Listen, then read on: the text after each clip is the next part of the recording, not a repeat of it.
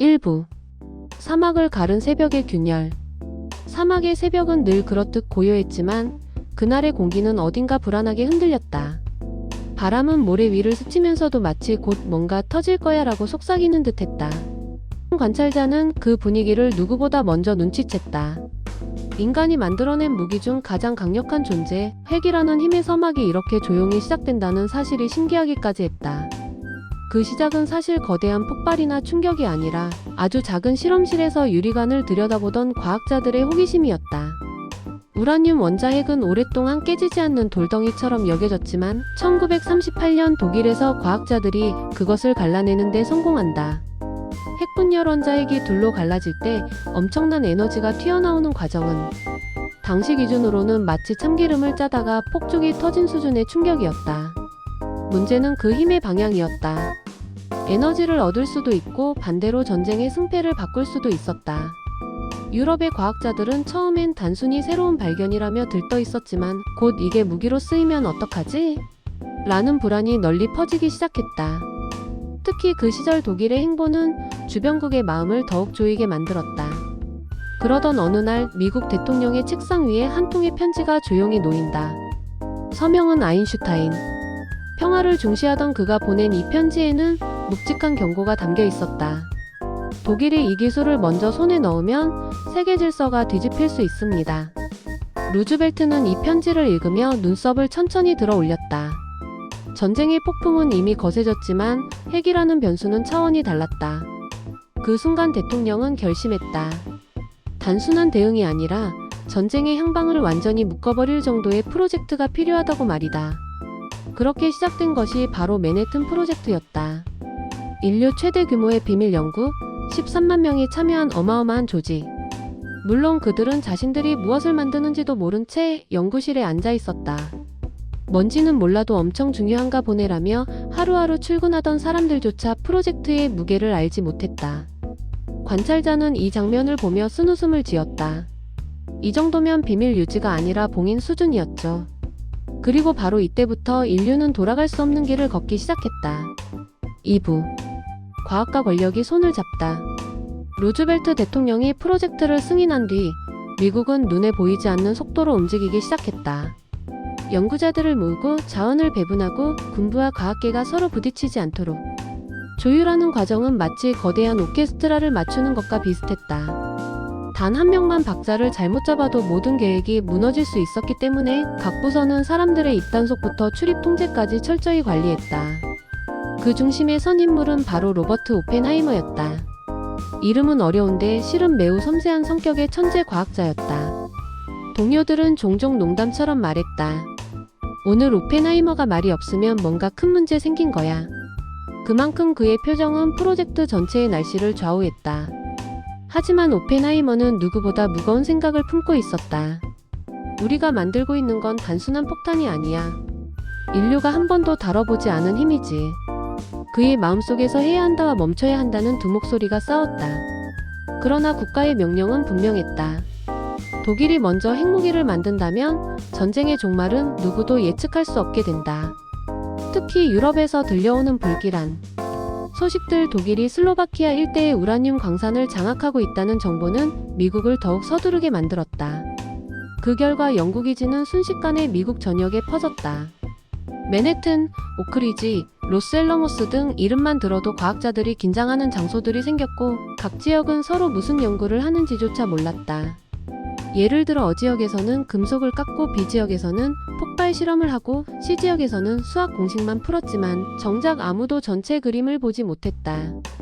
극단적인 보안은 때로 웃지 못할 해프닝도 만들었다. 어느 날 한 연구원이 급히 도면을 찾다가 옆 연구원에게 물었다. 혹시 우리 연구 목적이 정확히 뭐였죠? 그러자 상대는 미끄러지듯 답했다. 그걸 아는 순간 당신은 이제 이 건물 밖으로 못 나갈걸요? 둘은 잠시 서로를 보다가 묵묵히 책상으로 돌아갔다. 청소부조차 비밀 유지 서약을 해야 했을 정도였고 심지어 전쟁이 끝난 뒤 6개월은 연구소에서 나갈 수 없다는 문구에 서명해야만 했다. 이쯤 되면 프로젝트가 아니라 하나의 비밀 제국이었다. 관찰자는 이 시기에 미국을 이렇게 설명했다. 한쪽에서는 전쟁을 치르고 다른 한쪽에서는 전쟁의 끝을 만들고 있었죠. 이 모든 준비는 한 장면을 향해 달려가고 있었다. 핵폭발 실험의 순간. 3부. 사막에서 열린 최초의 태양. 맨해튼 프로젝트가 시작되고 수년 뒤 과학자들은 마침내 모든 조각을 하나의 퍼즐처럼 끼워 맞추었다. 그리고 1945년 7월 16일 새벽 뉴멕시코주 사막 한가운데 세상에서 가장 조용한 공간이 세상에서 가장 큰 소리를 기다리고 있었다. 이 지역은 사람들이 쉽게 접근할 수 없고 폭발 충격을 흡수할 만큼 충분히 넓었기 때문에 실험 장소로 선택되었다. 이름은 트리니티 3일체. 오펜하이머가 직접 붙인 코드명이었다. 그곳에는 특이한 모양의 금속 장치가 서 있었다. 과학자들은 그것을 더 가제트 더 개전라고 불렀다. 둥글고 투박해 보였지만 내부에는 인간이 사용자 매뉴얼도 없이 만들어낸 가장 강력한 힘이 들어 있었다. 폭발 직전의 분위기는 묘했다. 오펜하이머는 손가락을 깍지 낀 채 조용히 숨을 고르고 있었고 주변의 연구자들은 서로의 얼굴을 힐끗 보며 불안과 기대 사이를 오갔다. 그중 한 연구원은 긴장감을 못 이기고 농담을 던졌다. 혹시 이게 잘못 폭발하면 지구가 둘로 갈라지는 건 아니겠죠? 그러자 옆 사람이 중얼거렸다. 이번에 알게 되겠지요. 마침내 카운트다운이 시작되었다. 3, 2, 1. 순간 태양보다 밝은 빛이 사막 전체를 뒤덮었다. 흰색이 아니라 모든 색이 동시에 터져나온 것 같은 빛이었다. 그것은 단순한 광선이 아니라 새로운 시대의 문이 열리는 빛에 가까웠다. 몇 초 뒤 거대한 충격파가 밀려오며 지면이 흔들렸다. 먼 곳에서 관측하던 기자는 충격파를 맞고 모래먼지가 된 머드팩을 온몸에 뒤집었었는데 그는 나중에 인터뷰에서 이렇게 말했다. 아침 세수를 실험실에서 대신한 기분이었죠. 폭발의 여파로 사막의 모래는 녹아 유리처럼 변했고 그 유리는 지금도 그 자리에 남아있다. 오펜하이머는 그 광경을 바라보며 조용히 입을 열었다. 나는 이제 죽음이요 세상의 파괴자가 되었다. 물론 실제로 중얼거렸는지는 논쟁이 있지만 그가 충격받았던 건 모두가 인정하는 사실이었다. 그는 누구보다 이 무기의 무게를 잘 알고 있었기 때문이다. 그러나 과학자들의 감상은 잠시였다. 이제 폭탄은 실전에 사용될 준비가 끝난 것이다. 관찰자는 이 순간을 이렇게 기록한다. 그날 인류는 새로운 태양을 만들었다. 문제는 그 태양이 무기가 되었다는 점이다. 4부. 대통령의 선택과 전쟁의 무게. 트리니티 폭발 성공 소식이 전해졌을 때 워싱턴의 분위기는 묘하게 흔들렸다. 기쁨도 있었지만 그보다 강한 감정은 두려운 확신이었다. 이제 미국은 인간이 만든 무기 중 가장 강력한 것을 손에 넣었고 그 힘을 어떻게 사용할지 결정해야만 했다. 문제는 너무 많은 이들이 그 결정을 대통령에게만 기대고 있었다는 점이었다. 루즈벨트는 프로젝트 승인을 내린 뒤 세상을 떠났고 후임자인 해리 트루먼은 핵폭탄에 대한 정보를 취임 후 며칠이 지나서야 처음 보고받았다. 그날 그는 보고서를 넘기며 멈칫했다. 이런 게 이미 완성돼 있었다고? 보고서는 핵폭발의 원리, 예상 피해, 군사적 효과를 차분히 설명하고 있었다. 하지만 마지막 페이지의 한 문장이 그의 마음을 눌렀다. 이 무기는 전쟁을 즉시 끝낼 수 있습니다. 트루먼은 밤늦게까지 집무실에 남아 자료를 읽었다. 책상에 놓인 램프 불빛 아래 그의 뒷모습은 묵직한 고민에 잠겨 있었다.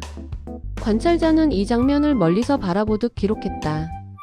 세계사의 큰 결정을 내려야 했던 사람의 어깨는 언제나 가장 외로운 법이다. 그날 밤 트루먼은 고개를 들고 창밖을 한참 바라보았다.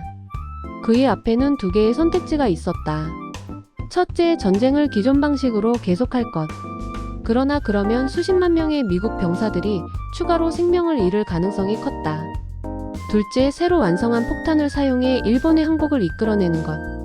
하지만 그 대가는 상상하기 어려울 만큼 큰 희생을 부를 것이었다. 트루먼의 선택은 결국 두 번째였다. 그는 이 전쟁을 끝내야 한다고 말했다. 물론 모든 미국인이 동의한 것은 아니었다. 군 내부에서도 의견이 갈렸다. 어떤 장군은 말했다. 대통령님, 우리가 가진 이 무기는 너무 강합니다. 다른 이는 반박했다. 바로 그렇기 때문에 전쟁을 단숨에 끝낼 수 있는 겁니다. 이 논쟁은 몇 시간 이상의 회의에서도 결론이 나지 않았다. 결국 마지막 판단은 대통령의 몫이었다. 그날 이후 세계는 핵이라는 힘을 단순한 기술이 아니라 정치적 결단의 상징으로 보기 시작한다.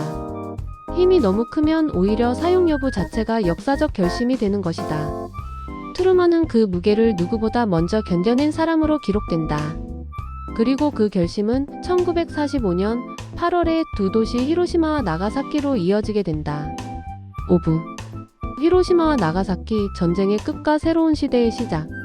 1945년 8월 전쟁은 이미 지칠 대로 지쳐 있었고 세계 각지에서는 피폐해진 도시들이 재건의 희망 대신 침묵만을 품고 있었다.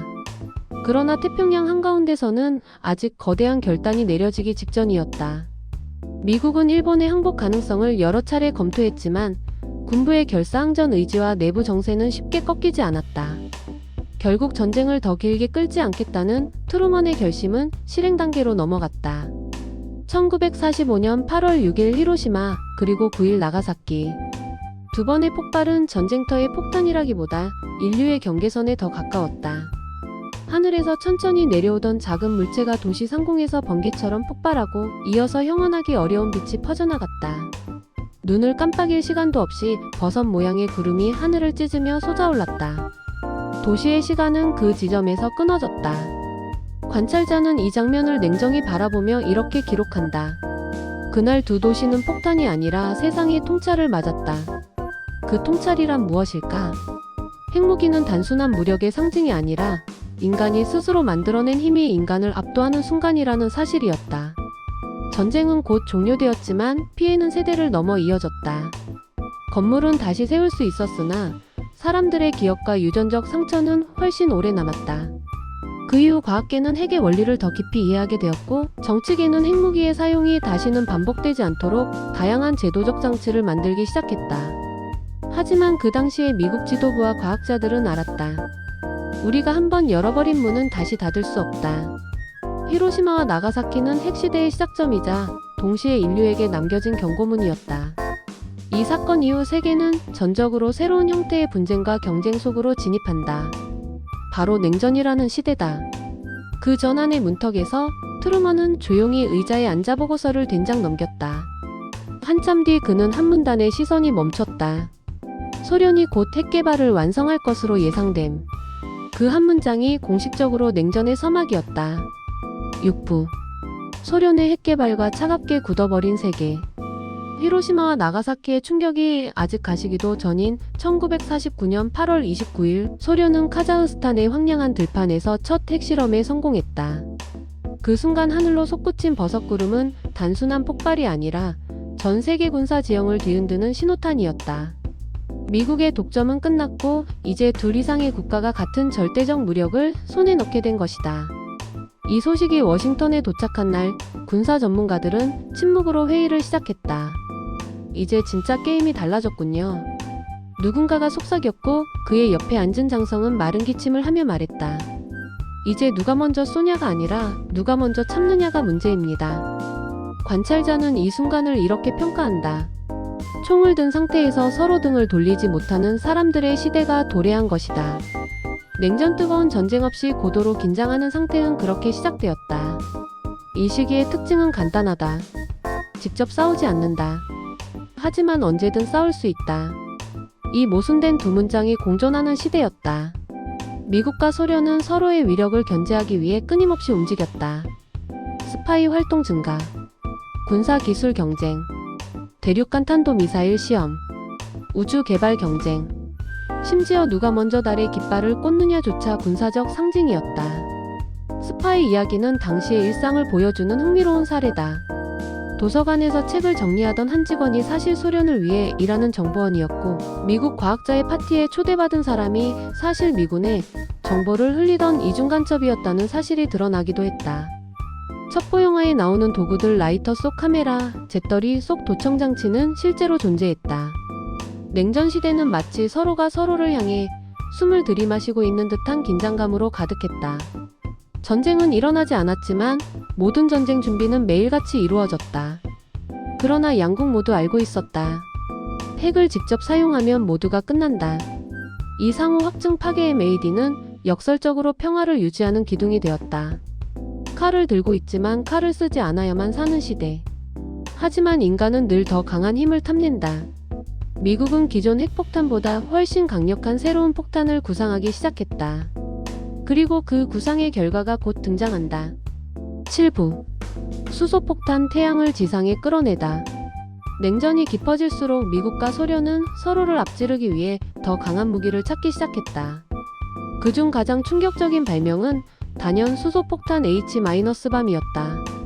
기존 핵폭탄이 핵분열 원자핵이 쪼개질 때 나오는 에너지를 이용했다면 수소폭탄은 핵융합 가벼운 원자핵이 합쳐질 때 나오는 에너지를 이용한다.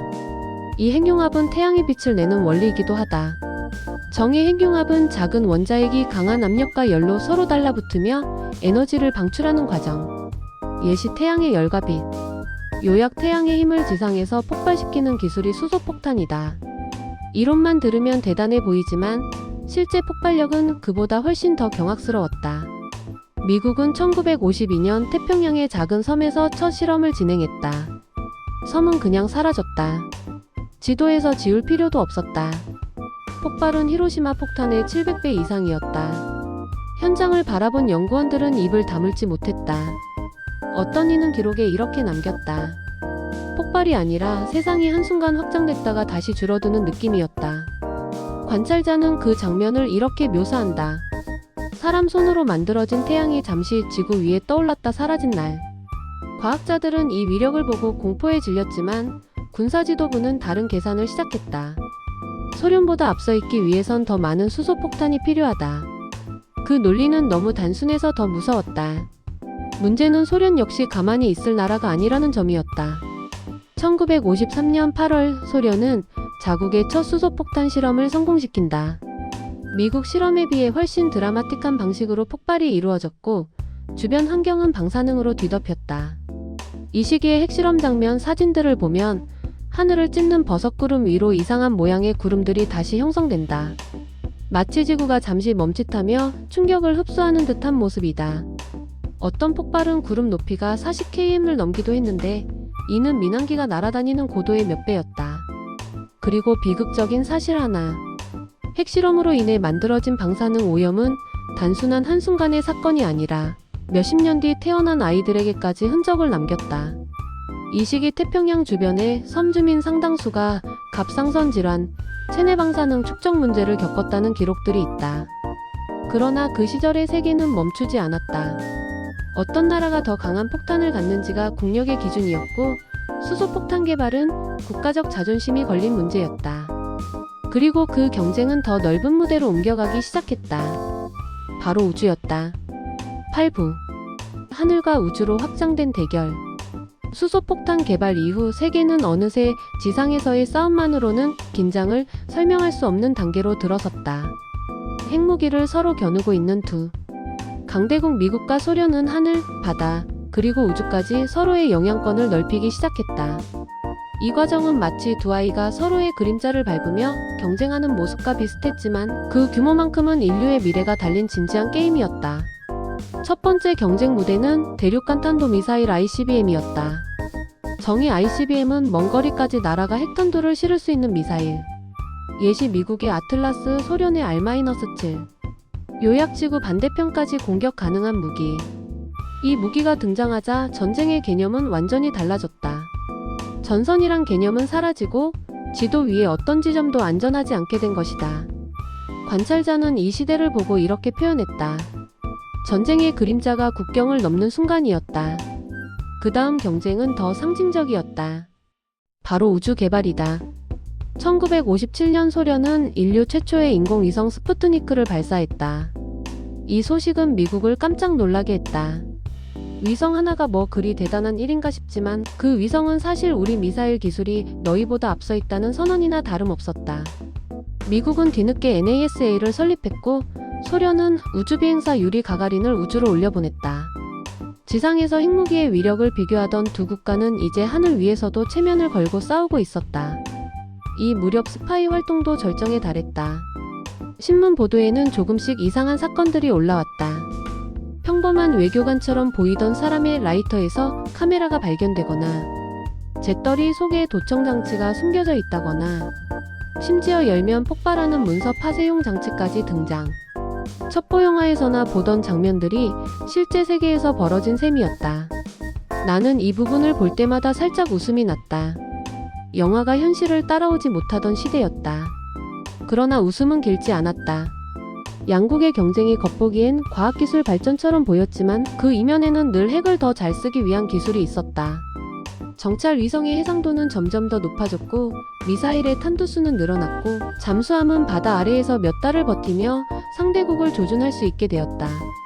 냉전은 총성이 울리지 않았을 뿐 그 어떤 전쟁보다 넓은 무대를 사용했다. 하늘, 바다, 우주 모두가 무기가 될 수 있었다. 그리고 이 시대의 긴장은 어느 순간 최고조에 달하게 된다. 9부 냉전의 절정과 인류가 남긴 교훈. 우주 경쟁이 치열해질 무렵 지상에서는 또 하나의 거대한 위기가 고개를 들고 있었다. 미국과 소련의 핵무기는 이미 서로를 수십 번 파괴할 만큼 축적되어 있었고 각국 지도자들은 한쪽의 실수가 세계의 종말로 이어질 수 있다는 사실을 누구보다 잘 알고 있었다. 이 시기를 상징하는 사건이 바로 쿠바 미사일 위기 1960이다.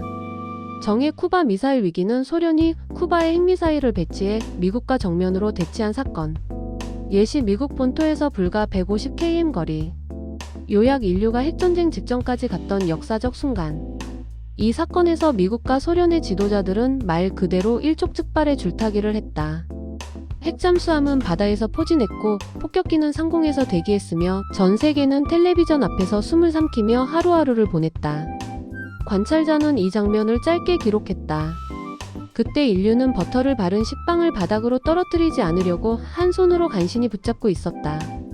다행히도 이 위기는 외교 협상으로 극적으로 해결된다. 그러나 사람들은 이 사건을 통해 분명히 깨달았다. 핵무기는 사실상 사용하면 모두가 패배한다. 핵의 시대는 무기가 인간을 가르친 드문 역사였다. 과학은 방향이 없지만 인간은 방향을 선택해야 한다. 그 선택이 곧 인류의 미래다. 우리는 기억해야 합니다. 그날의 선택을. 시청해주셔서 감사합니다.